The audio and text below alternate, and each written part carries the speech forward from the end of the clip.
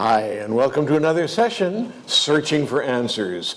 We're searching our way through the first letter to Timothy in the New Testament, and we're just so glad you're here with us because you're the most important part of the program. As a discussion panel this evening, we have Dr. Leo Rancelin, who is Professor of New Testament Studies and Associate Dean of the School of Religion here at Loma Linda University. Welcome aboard. Glad to have you with us. And Dr. Catherine Coe, who walks in two worlds at Loma Linda University, the world of history and the world of religion, which is really kind of one world after all, isn't it? Dr. Coe is with us this evening representing history of Christian thought and the Bible. And so we'll get into that together and see how it goes. Grab your Bibles, whatever translation works well for you, English or other. We tend to use the New Revised Standard, but we don't necessarily limit ourselves to that. And find 1 Timothy in the New Testament, find the longer book of Hebrews, the Epistle to the Hebrews, and back up a few pages, and you'll find 1 Timothy. Chapter 3 is where we've been. This letter addressed to the young pastor Timothy at Ephesus, who is got his hands full, right? He's got some challenges to deal with. But they have to do not only with his time, but there are implications for our Christian walk in our time today. Chapter 3, last time we looked at the opening paragraph, there was a kind of a description of what the life of an overseer, a bishop, a pastor should look like. So Dr. Leo, pick this up and take us down through it a little bit and help us kind of recover a bit. As you nicely note, last time we took a look at the bishops and overseers. The focus was very much on the qualities that these persons ought to have within the life of the church. Not necessarily the responsibilities. But what does come through, I think, is that this person ought to have administrative abilities and be an apt teacher, if one were to speak of some responsibilities. But by and large, it has to do with these moral qualities that is needed in this person who's in leadership. And so then now we come to deacons in verse 8.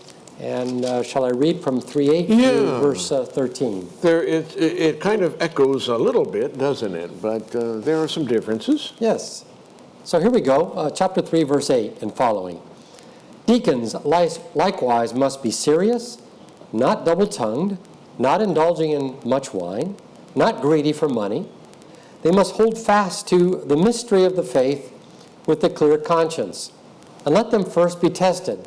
And then if they prove themselves blameless, let them serve as deacons. Women likewise must be serious, not slanderers, but temperate, faithful in all things. Let deacons be married only once, and let them manage their children and their households well. For those who serve well as deacons gain a good standing for themselves and great boldness in the faith that is in Christ Jesus. Yeah. And maybe we should just begin by noticing quickly verse 11, where the address shifts to women. This may be wives, it may be female deacons, right? Maybe deaconesses. Yes. So let's back up and see what jumps out at us here. Well, again, very, very similar to what we saw with bishops and overseers, focus on the qualities of this person. And again, needing to demonstrate some administrative abilities. And what comes through is apparently if one manages one's household well, that's indicative of them having administrative abilities and some leadership qualities that can be manifest in the life of the church. Yeah. But if I could say, I'm struck by these two bishops and deacons, that we are here in a portion of the letter that gets at church administration and leadership in the church. And as I read this letter with care, I notice that in other parts there's concerns about not appointing elders too hastily making sure that if any accusations come against them, that they are handled properly, that they receive appropriate financial remuneration.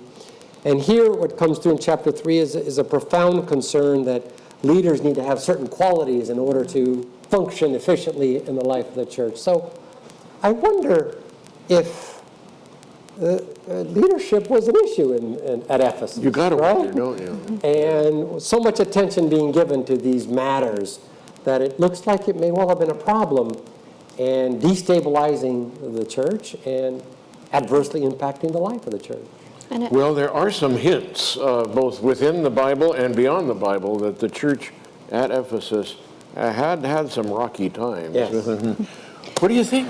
I was just going to say this really does harken back to chapter 1, where he's talking about a community. What kind of people do you want at the head of this community? And you want people who have good people skills. He's talking about elders. He talks about hospitality, which is typically something, typically a virtue you see assigned to women, interestingly enough. He talks about deacons, that they need to not be malicious. They shouldn't be fond of sordid gain. So they're not someone who's going to cheat other people. They're not going to get drunk and say things they ought not to do. Right. So he's looking at people who are both individually moral, but also treat their community around them in ways that are kind and welcoming and enveloping, because this book is about creating this community and healing this community that seems to have gone through something that has tested everyone's faith and unity. Yeah. I could just add to that, John. To me, a key verse is 3:15, right? It's almost the thesis statement of the letter, where Paul wants Timothy to know how one ought to behave in the household of God. Yeah. And so appropriate conduct within the household of God is of the utmost importance here. And that does look like it's really happening here. And if I were to connect some of the other portions with respect to false teachers and false teaching, you've got these teachers who apparently don't have appropriate knowledge, engaged in meaningless talk, profane myths and old wives' tale, myths and endless genealogies.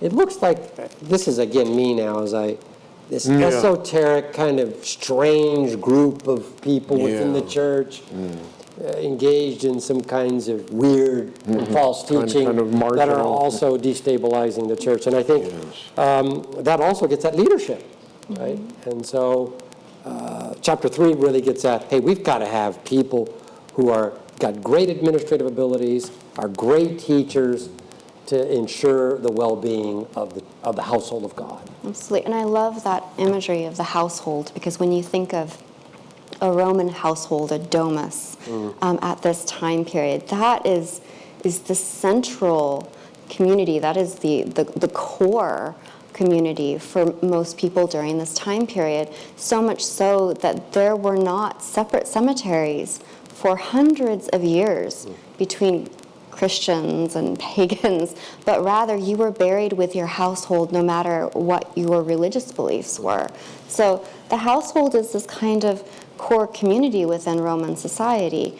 And so no matter what religion you assigned yourself to, if you ran a good household, you would have a good reputation. And saying that the household of God should have a good reputation, connecting those two concepts, that's going to be a very familiar image for people at Ephesus. I also wanted to just point out one other thing, if I may. It says, he must have a good reputation, says verse 7. He must have a good reputation with those outside the church, so that he will not fall into reproach and the snare of the devil. Those outside the church. So much early Christian literature is actually written to those outside of the church. You think of the writings of Justin Martyr, for example. And so this idea that we need to be a good example, not just for one another to create this beautiful community, but also to have the outside community look at us and say, this is something admirable. There's something there that's quite special. And I think that's fascinating, that so much of this is done for the sake of people who are on the outside looking in. You know, yeah, it's a double. This knife cuts two ways, doesn't it? Skillful, you know, genuinely able to manage things. There's that. But then there's that larger kind of affect about just being decent and respectable, you know? And it, as you've caught very well, Katie, in verse 7, thought well of by outsiders, that's kind of the summative sentence for this first paragraph, chapter 3, 1 to 7. Similar note at the end of the second paragraph, dealing with deacons, 8 through 13, good standing, gain a good standing.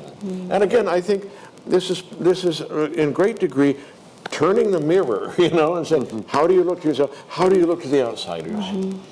You know, when Paul writes to the church at Corinth and says, in your worship experience, folks, let's not be too very enthusiastic in a way that, because there were these cults, weren't there, in the Roman Empire?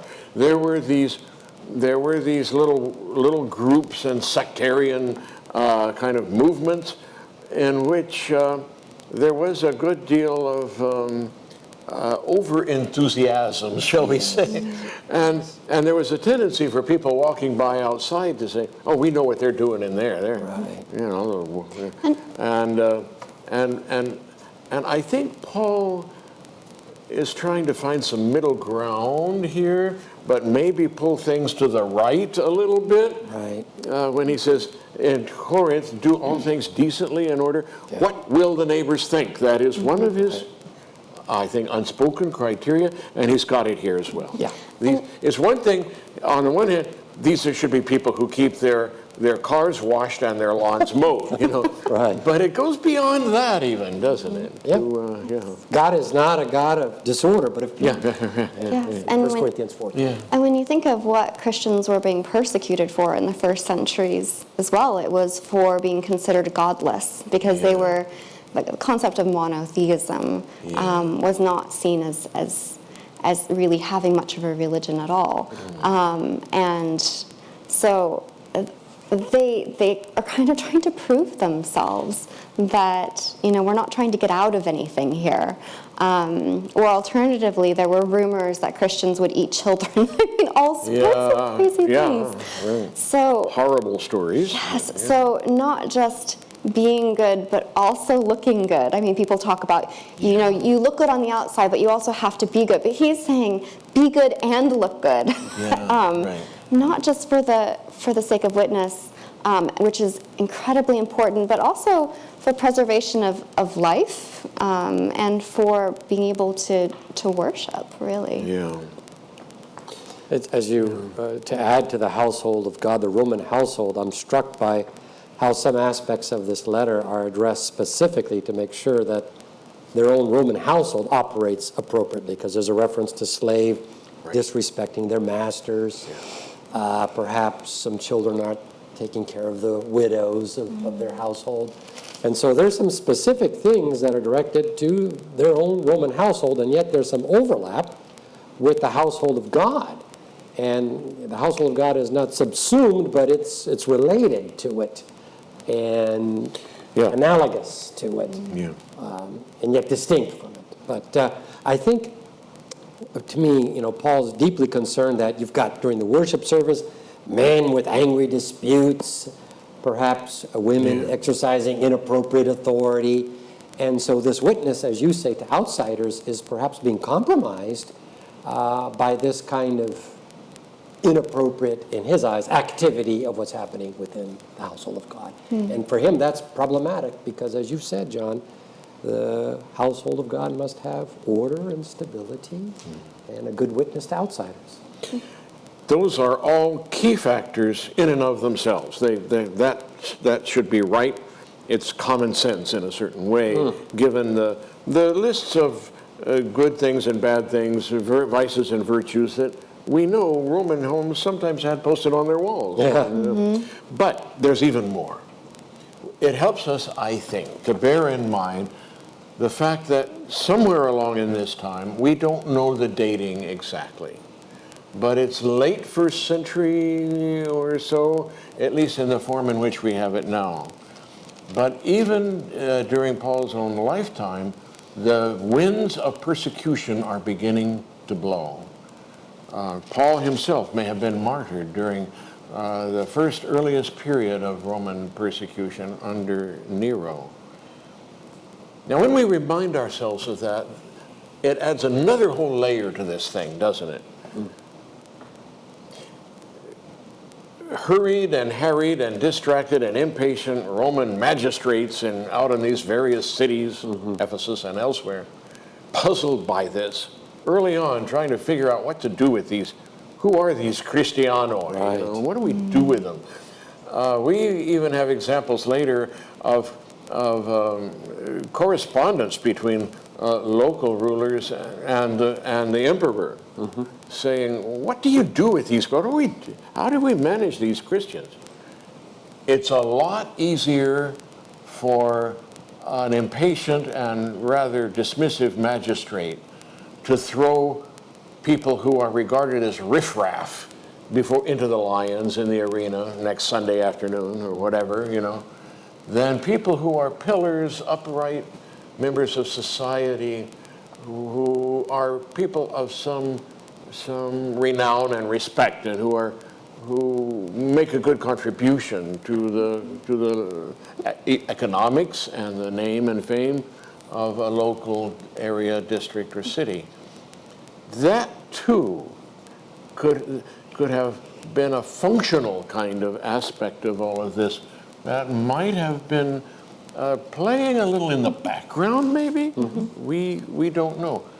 We may not have quite that problem today, thanks be. But nonetheless, all of this still holds water for us in an interesting way, doesn't it? How are we to be seen by those outside of the household of God? Yeah.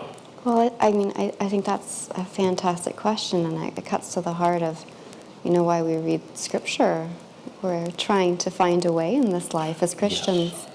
And, what you're saying is absolutely true. At least a little past this time, Peter Brown has written in his book on early Christianity about Christian persecutions, and that a large portion of that over time was really property disputes, but then they'd find out that the person was a Christian that they're disputing with, and then get thrown in jail for being a Christian, but that never would have come up if they hadn't had the property dispute. So people kind of using it as a secondary bullet, as it were, towards their neighbors. And I think that that's important for us now too, that when we're dealing with people, no matter if they're in the same community that we're in, they have the same belief system, it's important to be kind and hospitable and to not gossip. Christianity is not a club. It's a way of doing life and a community that you belong to, yes, but one that's meant to be welcoming and loving rather than one that's out to hurt you or out to hurt people that are not part of that specific little group. Yeah. Quick little story. Previous incarnation, years and years ago, an earlier chapter in my life, I worked in a department store in downtown Walla Walla, Washington. That was then. and the manager was regularly called upon by cashiers and salespeople in the various departments if a customer wanted to write a check. The policy was you had to ask the manager to come and approve that check. Well, the managers, there were several of them during my time there, they had some turnover, didn't know what to do with that requirement. It was a company regulation. But they knew that in many cases, the salespeople knew the customer. Manager would regularly then, when a salesperson or head of a department asked manager to come approve a check, the manager would say, do you know this person? Yes, maybe, likely. Walla Walla wasn't that big a place. There are lots of SDAs there. The next question I noticed the manager would regularly ask, is this person a Seventh-day Adventist? Isn't that interesting? And regularly, if the cashier or the salesperson said, yes, he is or she is, the person writing this check, he would endorse it immediately. I don't know if it always worked out. I certainly hope so. But it was enough of a factor that it stuck with me. And I've never forgotten that. So here we are. Some of these principles still apply today, clearly. I'm suggesting. But married only once, or husband of, what do we make of these? Literally, husband of one wife in the Greek, in the original. Any particular interest in this? How are we to translate it? And how should our viewers understand it? Yeah. Any of you viewers have to say? Well, as you look at this here, you have to be careful not mirror read too, right? Yeah. Right. But then I see not double-tongued and not indulging. Not indulging much wine. Does that mean there were some really caustic drunkards romping around in the household of God? Or does that mean there were quite a few that were married numerous times that also compromised the witness of the church to outside? I mean, I always strive to ascertain the social setting Exactly. of a letter. Exactly. And the deeper I get into it, the more struck I am by, wow, this church really had its challenges. Yes. And I mean, there are multiple ways to look at it. You can look at it as they've only been married once. They are only currently married to one wife rather than to two wives. They were married and widowed and should not marry again, which would kind of mirror with chapter 5. Or you could just look at it as preservation of energy. That, you're trying to maintain a household, and you have so much energy for your household and so much energy for your Christian community, and it seems like one spouse makes things very simple in life.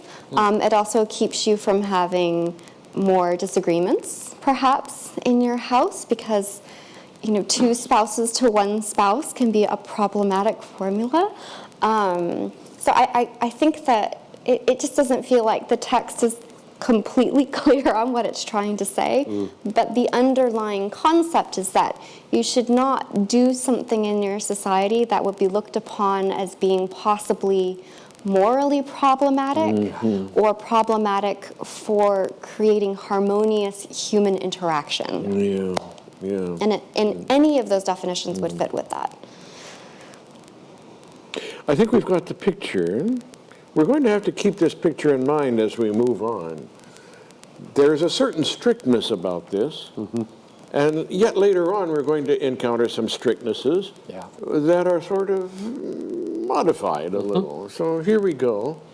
Anything else on this before we go on? Underscore the point. Deep concern for capable leadership. Wise. Yep. Yeah. Wise, seasoned, not newly converted, grounded in the Orthodox faith. Yeah. So that. And all of that, on that level, applies today, doesn't it? That's right. Dr. Katie, help us with this next little paragraph of 3 verses, 14 through 16. Take us down through that, and let's see what we make of it in the last few moments here.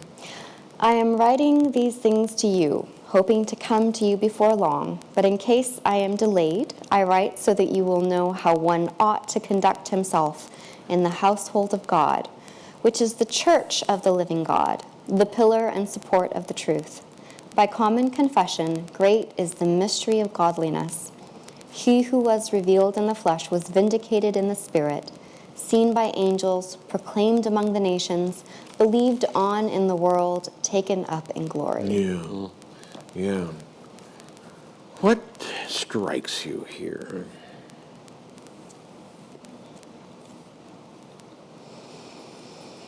I think that you need, I mean, there's so much. There Yeah. really is. It is pregnant, isn't it? These 3 verses. It is. So I'll just start at the beginning. It seems like this is urgent, very much so. There's an aspect to what's going on in the church of Ephesus that cannot be delayed. He needs to get this letter to them before something disastrous happens, or right. to heal whatever disastrous that has happened as quickly as possible. And you do feel that urgency throughout the letter, certainly. Again, how one ought to conduct himself in the household of God. There were very strict rules within the Roman Domus of who did what and how life was to be conducted. So again, you see this mirroring, this parallel with the daily life that people understood, whether they came from a Jewish background or whether they came from a Gentile's background. So he's speaking a common language here. It's sort of like Jesus using the idea of the mustard seed as the smallest seed. It's not the smallest seed. And he's not necessarily saying that we live in one big house, but he's using this metaphor in order to help people understand that order must be made in order for this to work. And when they do gather together, it is in somebody's house, and so that's another kind of reinforcement of it. But yes, it's a kind of a strong appeal to the family sense, isn't it? Yes.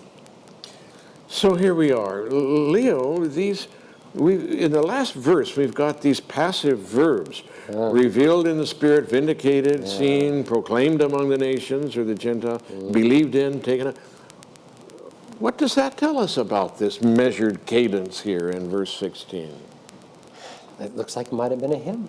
Could have been a hymn, right. Confessional A statement. confessional statement, yeah. Looks like it, doesn't it? There's every likelihood that if this was being read aloud in church, and these standard, well-known phrases begin to emerge, people could join in and start singing along. Eh? Maybe so. And one just naturally, at the end, then one just wants to naturally add an amen at the end. Isn't it? It just calls for it, doesn't it? Yes.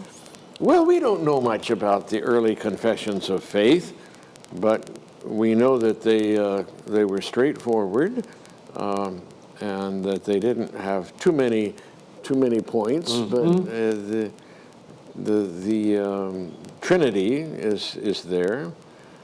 And we're going to see these all through the pastorals. We shall. These confessional statements. Yeah. These hymns.